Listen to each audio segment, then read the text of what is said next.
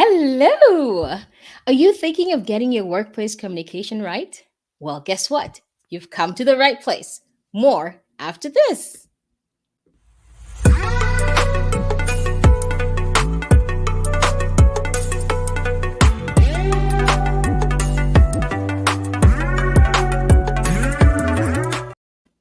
Hello, everyone. I'm super excited to be here today. Welcome to another episode of Inclusive Workplaces with Amara.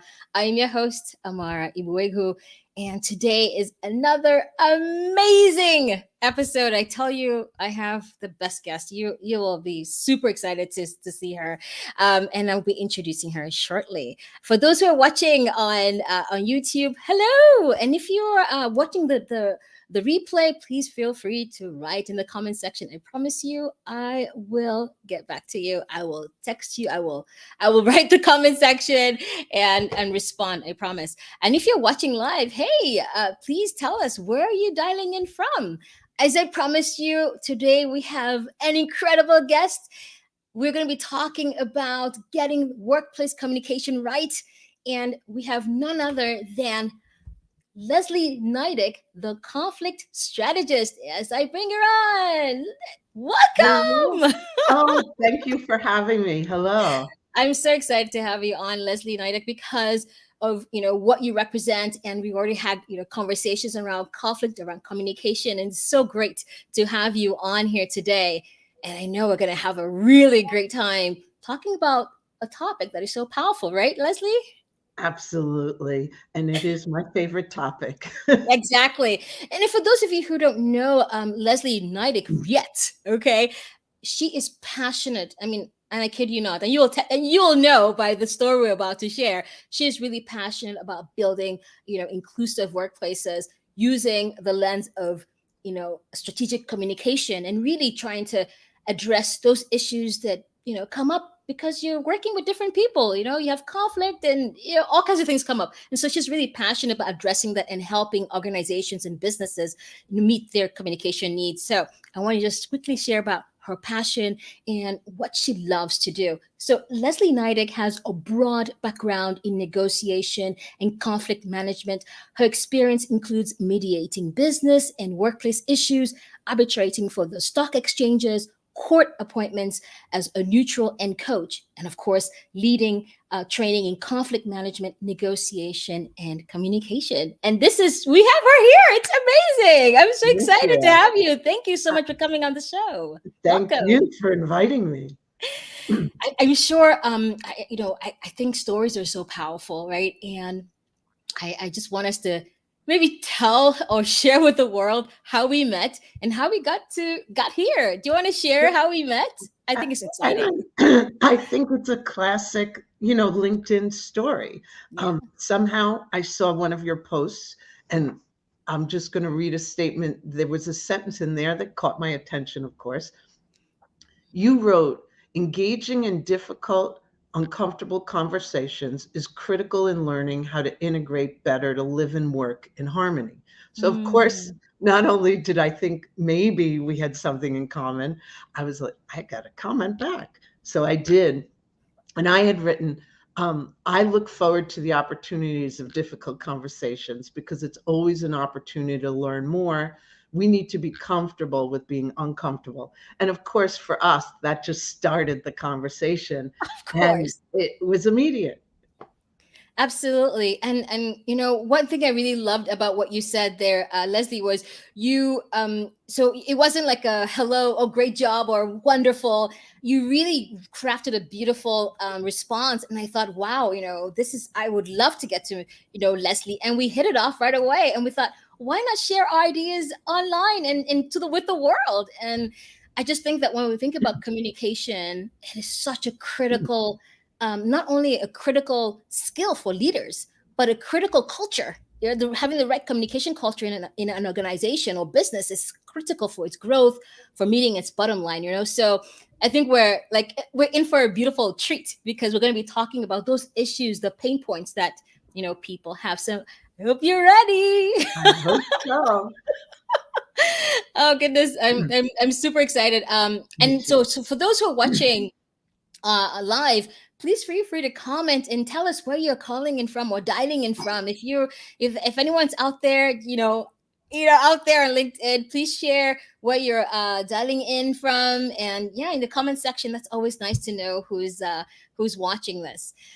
Yes. So we are really living in a moment. I mean, I think that communication anyway has always been part of the workplace, and just having the right skill set is extremely important, but more so, the context that we're living in right now, because we're becoming more diverse in our organizations, and the need for inclusive communication is even much more in demand, more so than ever, right? And so I guess I wanted to kind of lead off, because we're about inclusive workplaces. I want to lead off with how would you help people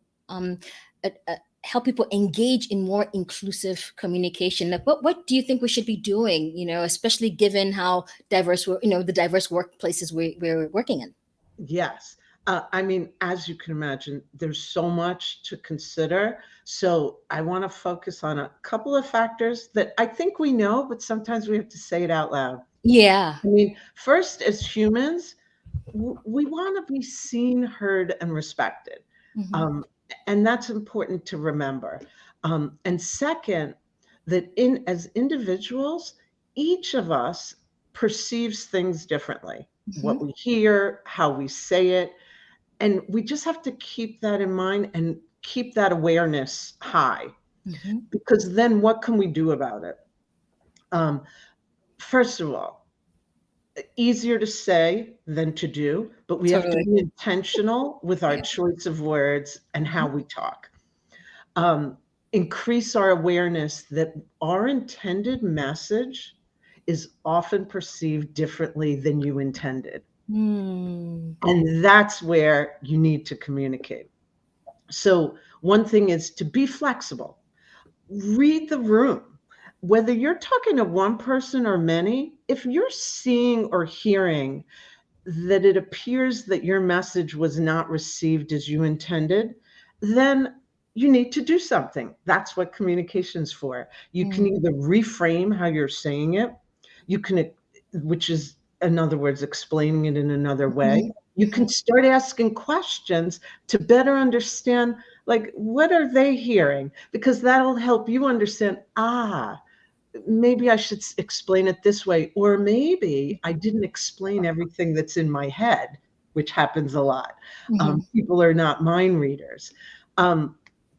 I think that's the way to start, that we have to improve our communication because we have an assumption that we're all great at it. Mm. It really is a lifelong learning skill, Absolutely.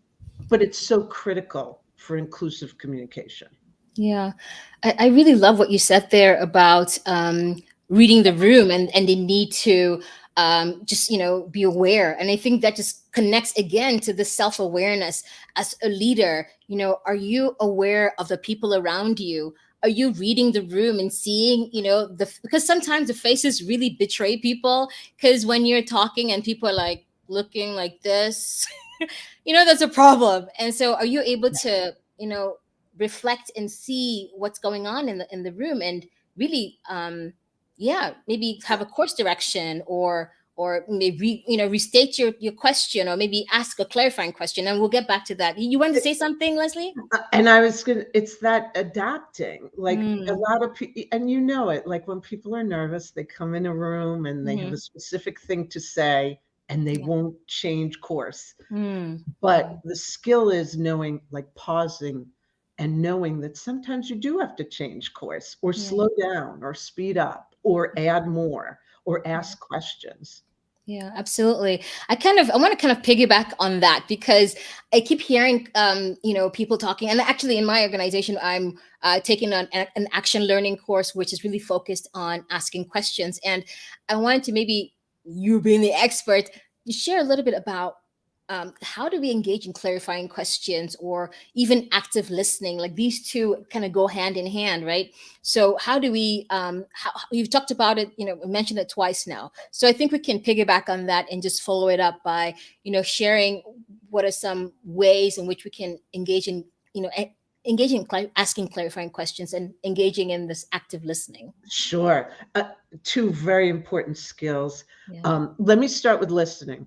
Okay. We all think we do it well.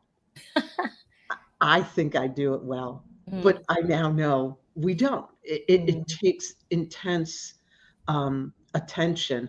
And really, what it requires, it's not just attention, it's intention. It mm, takes practice and more practice. We literally need to listen. Um, there's a quote I want to share. There's a TED Talk titled 10 Ways to Have a Better Conversation. mhm, In that talk, Celeste mm, Headley um, explains about listening. And this quote, I think, answers why it's such a struggle for us. mhm, I mhm. quote, "We get distracted.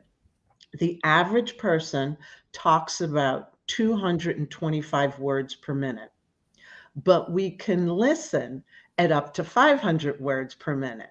Whoa. So our minds are filling in those other 275 words. Mm, We need to stop filling in all that extra room in our minds with everything that's going on in our lives, figuring out what we're going to ask next, thinking about our next appointment. And obviously, there's many ways to work on mhm, active listening, mhm, but I want to mention the one to start with. mhm. Get rid of the distractions. And I'm going to say it again. We know this, but you really have to get rid of the distractions. And I mean the big one. Mm. Turn off the sounds on your devices.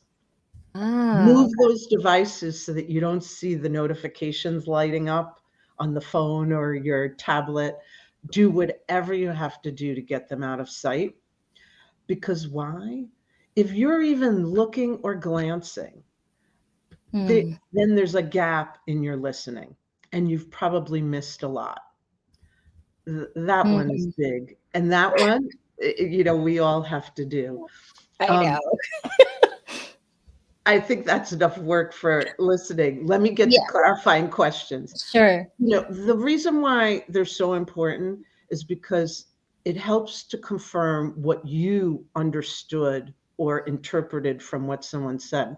Hmm. If you get it wrong, the effort you make to even ask about it tells the other person that you were listening and you do want to understand, even Hmm. if you did misunderstand.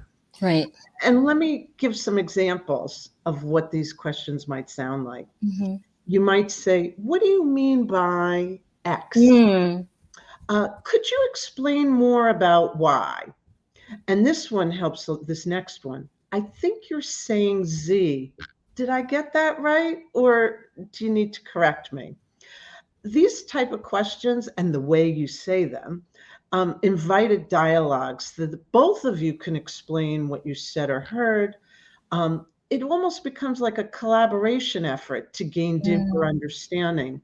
And that's really the opportunity in communication to increase understanding. And then that, of course, will lead to more inclusive dialogue.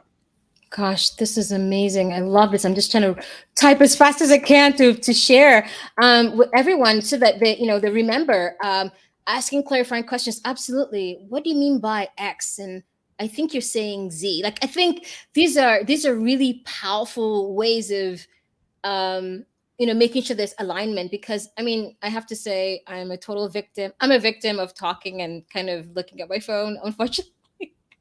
Yes, I'm sorry to all my friends and colleagues. But who doesn't do it? Come on, let's be honest. I mean, Oh, absolutely. But there are times when if you want to include everyone, you really do have to give them your attention. And mm, that means your full attention. Because as much absolutely. as we think we're all multitaskers, we're not. We're not.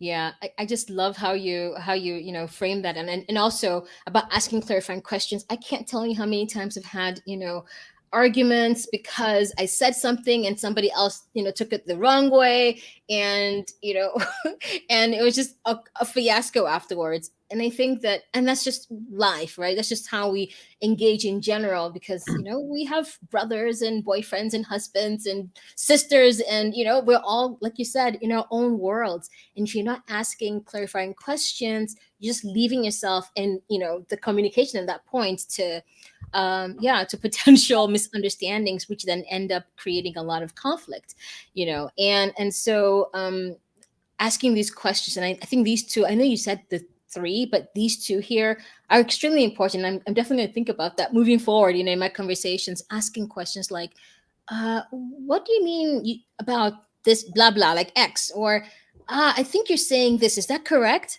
That just automatically aligns, right? And in a way, what it's doing is you're stopping yourself from assuming what they mean. And responding to your assumption versus, well, what did they really mean? Let me check. It's essentially just checking in with someone during a conversation.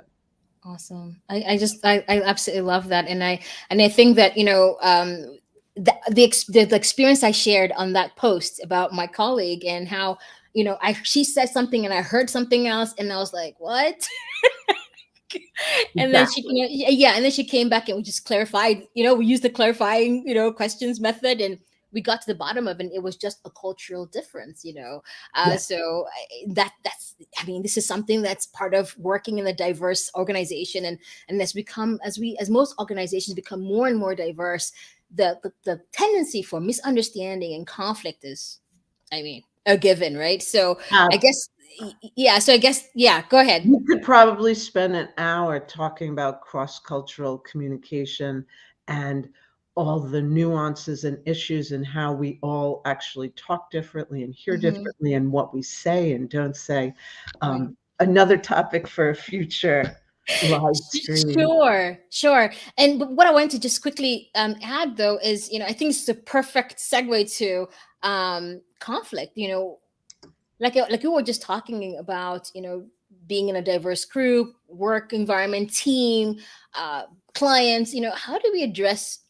Yeah, what are some strategies to address work, conflict, right? Because this is a given, right? Absolutely. I think the first thing I want everyone to think about is be open to transforming your perception of conflict from a negative concept to one of opportunity. Now, that's not automatic. Just because I said it's an opportunity, you're not going to believe it, think it, or even feel it. But just keep that thought that you're going to find the opportunity in conflict at some point. Obviously, there are many strategies to manage conflict. So I'm going to mention two of them today. Okay, sure. First one, be aware that one of the most common sources of conflict is that expectations aren't met, especially in the workplace, but in our personal lives as well. And how do we fix this? It starts with talking about our expectations. I know it sounds so simple because it kind of is very straightforward. We just don't do it. We don't always say the thoughts in our head. We assume someone knows. Yeah. So we have to say what you expect, say what you need. People are not mind readers. State those expectations, talk about them. Another great strategy that resonates with a lot of people, and they don't do it. Second, if you're in conflict, pause before responding. When we're in conflict, we respond immediately with a lot of emotion, with not a lot of thinking. So instead, we need to take a moment to breathe, to reflect, to think, even to consult with someone. Whether the conflict's in person, on the phone, in an email, or text, the best option when you feel that kind of blood boiling, delay your immediate response. And I think everyone knows this, but sometimes you have to hear it. Like, your words are powerful. So take a moment, take 2 moments, 3 moments, more moments, to carefully choose the words before you say or write them. I don't mean every time a word comes out of your mouth, but particularly when you are reacting very strongly to something someone wrote or said. That's the time to think back, like, hey, maybe I'm not, maybe I'm putting more into this than is there. I need to reflect a little bit. Complex communication and miscommunication. That's really what it's all about. And the opportunity is to improve the communication so that there's more understanding. And that not only increases engagement among those who think they're in conflict, but just the same strategies work for inclusive workplaces. Yeah. Wow. Oh my goodness. This is like amazing. I just, what really resonated with what you just said right now, of course, stating your expectations, because you're right. If you don't state your expectations, the possibility of misunderstanding and then, going into a huge blowout is evident, right? But what I really liked was this idea of pausing. Like, just so for example, you're having a conversation and it's going south. So you're saying, just pause. Like, just, would it be a bit awkward if I pause? Like, say for example, I'm having a conversation and it's like, blah, blah, blah, whatever. And then I'm just quiet and not saying anything. Does I, that add to it, like, or that is the exact reason why many people don't pause, because we feel like it's going to be awkward, uncomfortable. And it is. We're not used to it. 5 seconds can seem like 5 minutes. But those pauses not only give you a chance to think, it gives the other person a chance to think. Now, pause can also mean like more than that. You may need a break. Like, hey, this is a really important conversation. I want to hear what you have to say. Hey, I want to dedicate the right amount of time. I have a call coming up. Let's plan to meet in half an hour, like down at the coffee shop or whatever. A way to not only put it to a different environment, but also to give you a chance to think about it. So it might not always be within the moment. okay. It's the pausing literally for more than many moments. Yeah.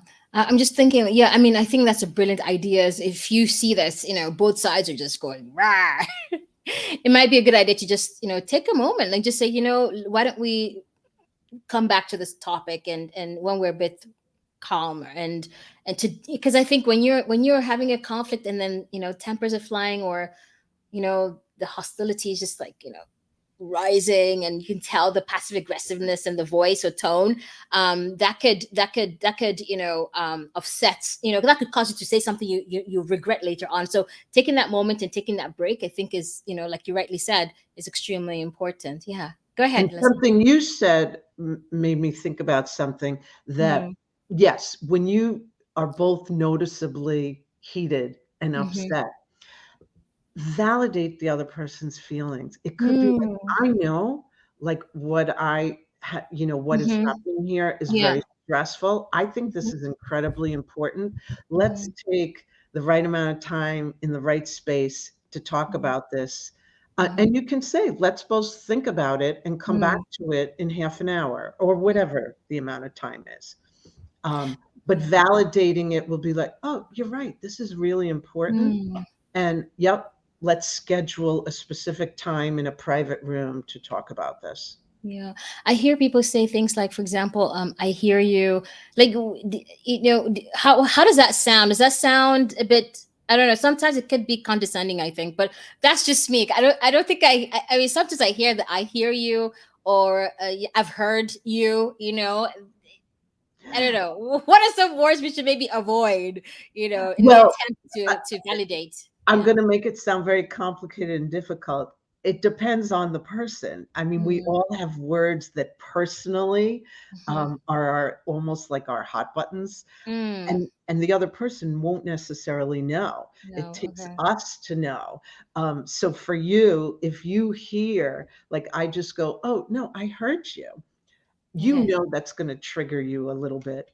Mm, Maybe really like listen through the word mm, and go, mm, you know what? I think she really does want to hear me. I don't like the way she said it. But and it helps you then to go on and actually hear the rest rather than filling your brain with the emotion of like, she doesn't really hear me. Right. Yeah. I think that then, okay, so the onus then becomes it's me. The onus is on me to then have positive intent, right? It's to make sure that, whatever I'm hearing is not necessarily an attack, So yeah. So I think I have to think positively and say, okay, they don't mean harm, right? I'm guessing that's what you're saying, but to assume positive intent. Or you might not decide that, but like question it. Let me not assume they mean harm. Let me explore this further. And I do think you picked up on an important point. If we want to be good communicators, we have to take responsibility for it. We can't just go, well, they should have said it in a better way. Right. They should be approaching me. I'm going to wait. She's my manager. So I'm going to wait for her to come or him to come, them to come at me. Right. We need, if good communicators take responsibility for the communication, in a full way, not just like, I'm only going to worry about what I'm saying. I might have to help with the other person. I might have to answer questions that I wish they asked, but they didn't ask them. I love that. I love what you said. You said good communication. Oh gosh, now I've forgotten. You said something about good. Could you repeat that again? Good communication is dependent on. Oh, now I forgot. Well, and us, like we have on us, right? Yes, that's it. Good communication from all sides. If you want to be a good communicator, you have to almost be a leader in communication. You have to lead and guide, and others will come along. Yes, you're absolutely right. I really like that. When you said what resonated was that it starts with me, basically. If I know that, for example, I'll say in the altercation, it wasn't really an altercation. It was a misunderstanding with my colleague. Sorry, if she's watching. But you know what she did? She took the onus. Like she was like, I'm going to reach out to Amara because I think she wasn't very happy, and I'm going to reach out to her and find out what happened and see how we can clear this up because I wasn't ready to have that conversation. So she took responsibility and said, you know what? Even though she may not want to talk to me about this, I'm going to take the responsibility to reach out to her and have this conversation. And to me, that's a strong, leadership quality to actually, recognize that if something is wrong and instead of waiting for somebody else to step up, you step up and say, okay, you know what? I think something is wrong here. Let's go find that out and figure it out. Right. Absolutely. That's a good example. Absolutely. Yeah. Oh, there's Shaya. Shaya is saying hello. Hey, thank you for the heart. They're sending us some hearts. Thank you. I think it's resonating. That's excellent. Thank you so much, Shaya. Right. So I do have another question. Because of course we live in the digital age. Come on, Zoom. We're Zooming, we're teaming, we're using all kinds of platforms to engage with one another virtually. And come on, I think that digital communication, it has a plethora of challenges. So I wanted to ask you what are some ways that we can address the gap, the digital gap sometimes when we're talking and misreading people or not reading people at all.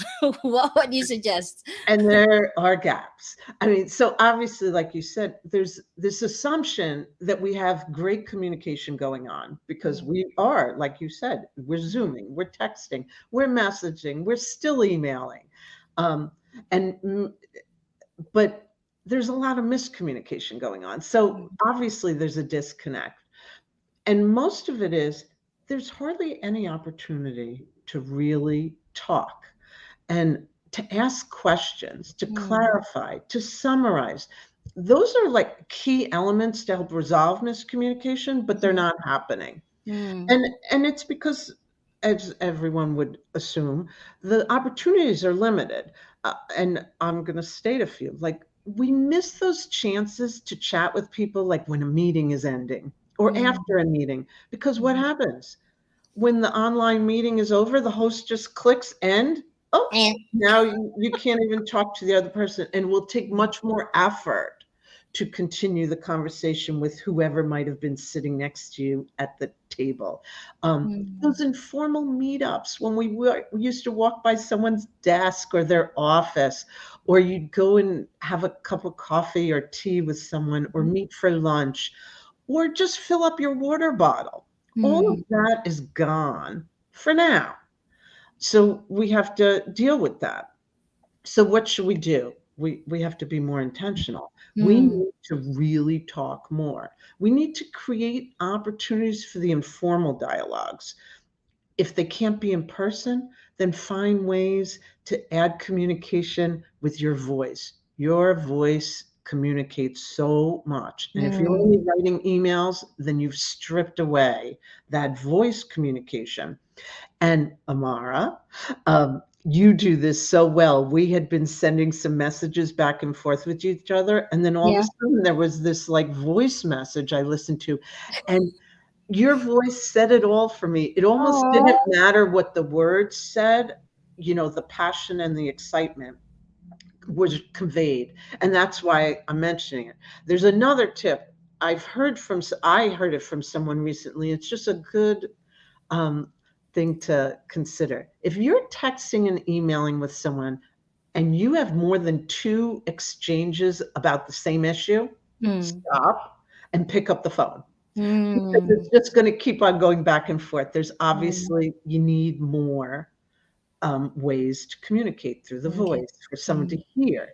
I remember a story from a company I worked in quite a long time ago. And there was this woman that would send emails and they were just so, that curt, like it sounded like order. I'm like, you're not my sergeant. Like, what's going on? So what drove her crazy is that she would write an email and then I would get up and go find her and just go, hey, I think I saw an email in my inbox from you. Oh, what do you need?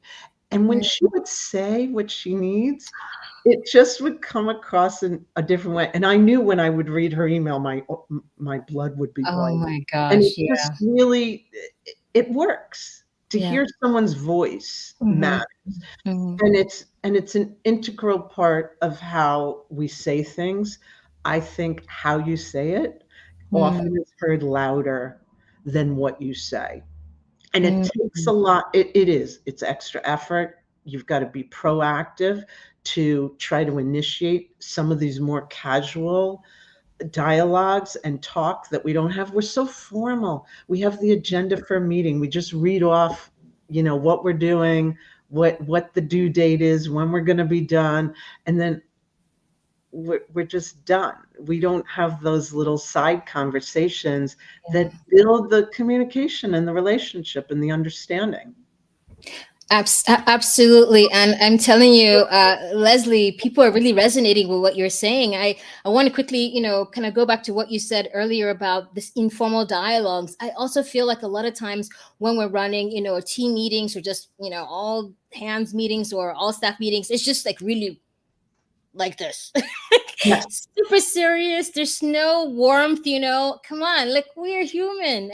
And just this informal dialogues, checking in, like we just jump right in without checking in. I think that's also missing. And that, when you talk about informal dialogues, you're absolutely right. And also just really quickly, coming back to the way we talk, just the fact that you met your colleague and she was able to express herself, and boom, you recognize, okay, she didn't mean harm. She was just asking a simple question. How we read tone and voice, tone, especially in text messages or emails. Wow.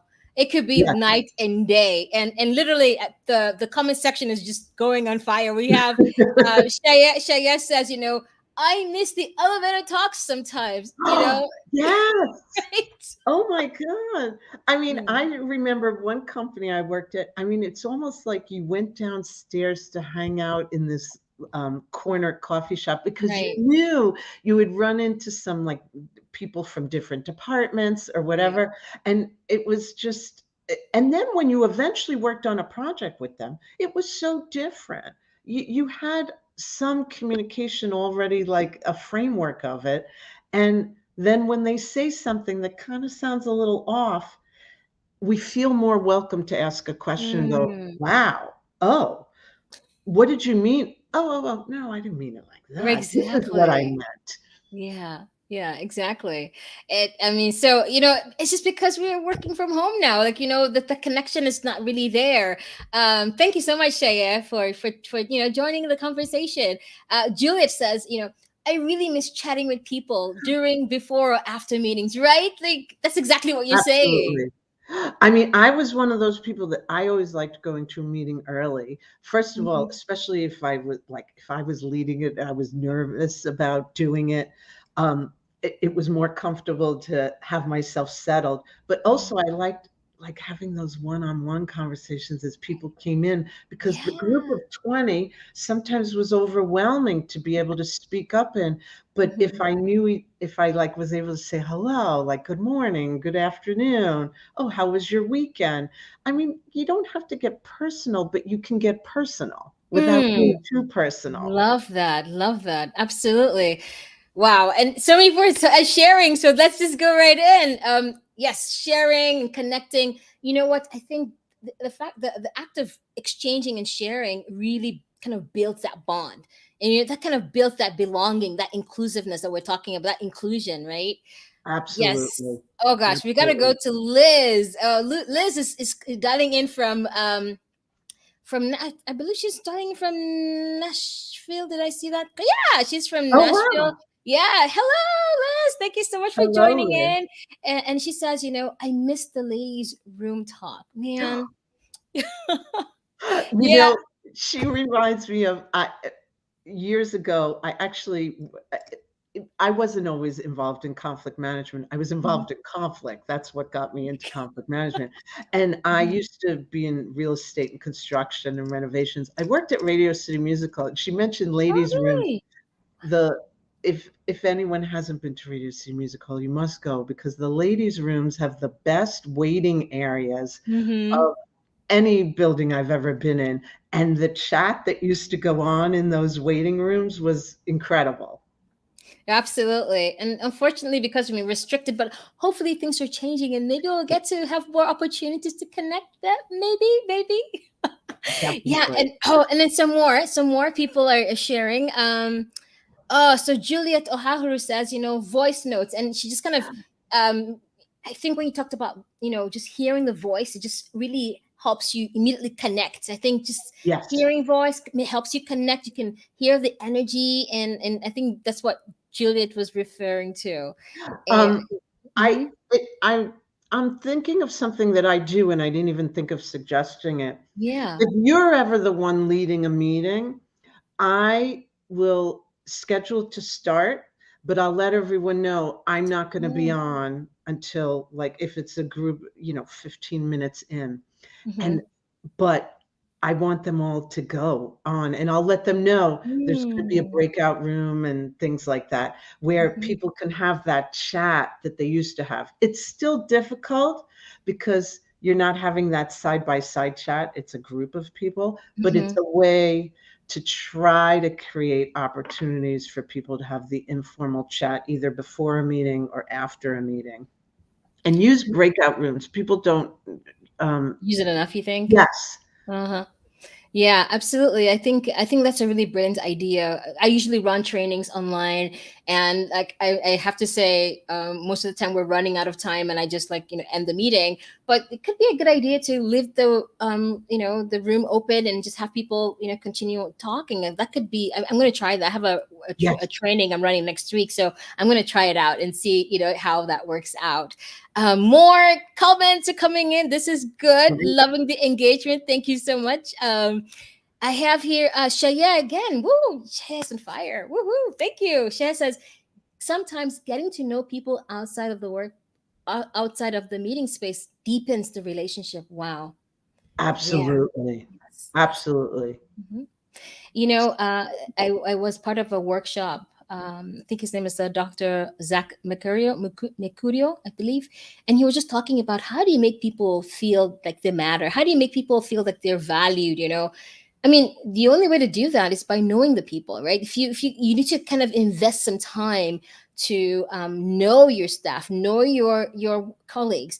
by developing, by getting to know them, you really build that bond, and it's that bond that creates that sense of belongingness in your team or in the organization. I can definitely say in my team, I work for the Norwegian Refugee Council, and in my team, our line manager Alain Rias, he's done a great job of really building a very cohesive and very inclusive team. We engage with one another. We sometimes have dinners.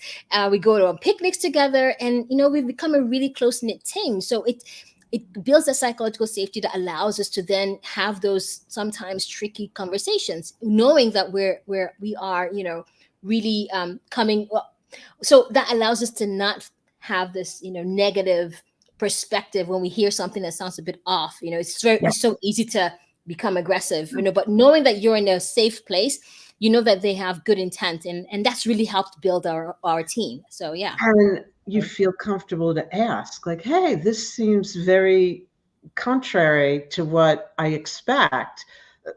What am I hearing from you? Mm-hmm. You may, at least you question it rather than just go, oh, she's just a rude person. You think, Exactly. I heard that. It sounded rude, but I know her.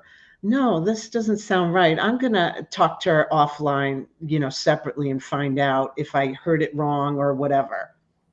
And find out Absolutely. what the stress is. Maybe there's an issue. Yeah, absolutely. I think that it's so then that's why building this environment is so important, because if you don't have that environment where people feel safe to talk, and if you don't have set rules and how you communicate, then people will not get to that point of saying, wow, that sounded odd, that's a bit off for Susan. Let's go figure out what's going on there, right? Like, Yes. you'd need to be in that place to have that perspective. But if you're missing that dynamic in the workplace, chances are you're not going to get there. And then boom, conflict. And conflict and differing ideas are all lead to creativity and innovation. And if Mhm. people don't feel comfortable to raise their like far off idea, like, hey, I was thinking we could try this, this, Mhm. and this. And someone else is like, oh, I love B. What about that A and C idea you just Mhm. mentioned? Tell me more, because I didn't think that would ever work. Right. And then it just invites ideas, collaboration, and you don't have people sitting by going, I better not say anything because everyone's going to think my idea is stupid. Right. You want all those crazy ideas being brought up. It doesn't mean that they're all going to be adopted, but Mhm. it's going to trigger other ideas and it'll make other people feel comfortable in talking about their ideas. Absolutely. Yeah, you're absolutely right, Leslie. And I mean, psychological safety is a key lever in, having good communication strategies in the workplace. And that's a topic I'm definitely going to have a live stream on, because that's another Yes. interesting point. Oh, Liz. Oh, Liz on fire too. So Liz says, I miss taking a walk with colleagues when we're having challenging days, and we supported each other in person. Yes, right? And you know what's great Yeah. about a walk with someone that you're actually in conflict with? Hmm. In a way, it gives you the pause of not constantly looking at each other. Hmm. So if you're walking side by side and you're feeling like some of the stress, it gets relieved because you're kind of both have a chance to think. You're not staring at each other. Right. And a side by side talk really works well with someone you're having difficulty with. Absolutely. And I mean, I'm just wondering, like, do you think I mean, I'm guessing it could be possible to have walking meetings where virtually you have your phone I and just had one the other day. I wasn't the walking person, the other person was. They're like, we were on Zoom and they're like, I hope you don't mind. I need to do a walking meeting. And I was like, maybe you need to wait a minute and I'm going to start walking too. And we were walking together. And even though it was over Zoom, you know what? We had some personal moments that just helped us ease like the stress of the difficult topic we were talking about, Mhm. because I was showing like where I was and she was showing where she was walking by. And then we got to the topic. Um, it can really help. Yeah, that could be an idea. switch it up. You don't have to always be in front of the computer seated. You can actually, go on, have your meeting on the phone and just walk out and, get some fresh air and exchange on that level. Wow. Definitely. It's been amazing, Leslie. Like, I've had seriously the most amazing time sharing and learning, not just from you, but also from our uh, live stream participators. Participants. Yes. I'm making up a name. Participators. Did I just say that? Yes. But Leslie, it's been amazing just No, sharing with you. And I'm just wondering, can you tell us a little bit about, what you're working on and maybe how people can reach you? I've just put on the ticker, your email and, how they can reach you on LinkedIn. Please, great. if you're not following Please. Leslie, please follow Leslie Nydick on LinkedIn. Yes. She's amazing. And you can already see she's amazing. She's an expert in the field. And look, if you have an organization, a team, a business, if you have maybe a team of more than one person, you need to have a conflict strategist. You need to have, her expertise to kind of guide you, because setting a communication plan in your team and raising that self-awareness and intentionality is critical. So please follow Leslie and reach out to her. Leslie, tell us, what are you working on?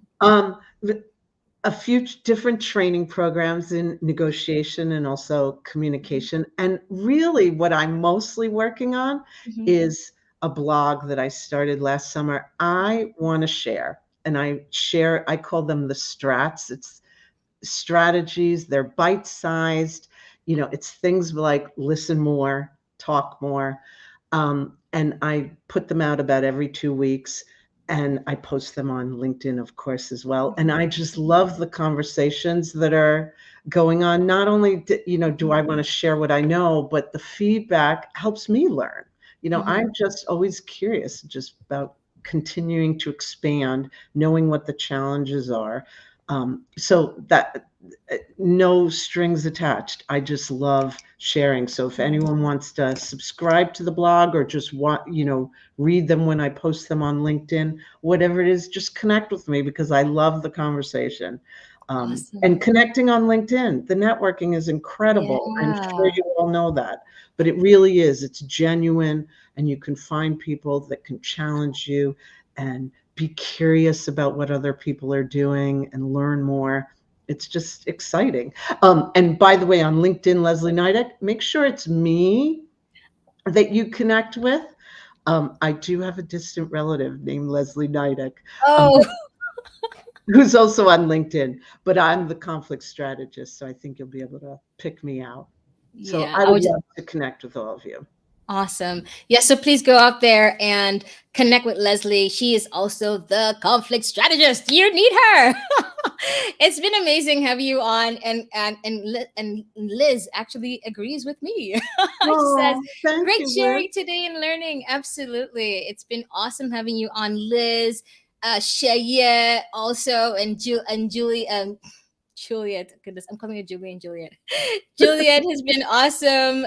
Just sharing and really joining and being part of this conversation. I think that communication is so important, and I mean, if you're not having good communication strategy, if you're not getting very clear on how you want to actually engage in communication, don't be that organization or business that just imagines the communication is going to happen just wonderfully out of the blue.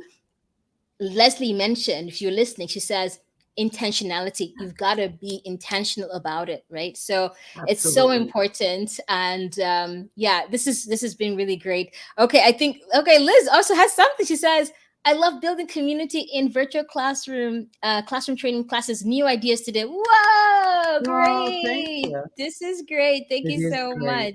Thank you. I think it's worth repeating. Communication requires intention and attention and a lot of effort, but it's worth it. It's worth it. And we're going to leave on this note, because Cher says, "This was fun." And I agree with you. It was a lot of fun. It Leslie, was a lot. You were amazing. And everyone here for too. having me. Thank you. Thank you so much. Thank you. Thank you so much, Leslie, for being here. And I want to thank everyone that showed up and joined in and was part of the conversation. You made it amazing. Thank you so much for being here. So until next time, Be well. Goodbye, everyone. Bye bye. Ciao.